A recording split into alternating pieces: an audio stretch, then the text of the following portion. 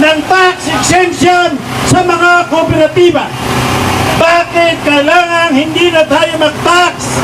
Dahil ang kooperatiba ay takbuhan ng mga mamamayan mula pa sa ating barangay hanggang sa ating mga syudad, takbuhan sa pangangailangang pampinansyal.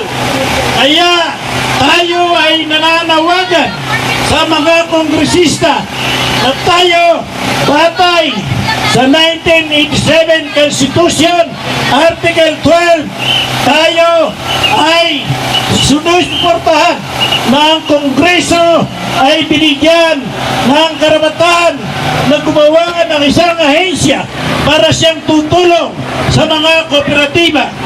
Kaya tayo ay nananawagan sa ating mga kongresista, lalong-lalo na sa amin, sa lungsod ng Marikina. Nananawagan kami kay Congressman Kimbo, kay Congressman B.F. Fernando na sana tulungan ang ating kilusang kooperatiba na huwag i-repeat ang ating tax exemption dahil sa maraming bagay na tayo ay nakakatulong. Ang mga mamamayan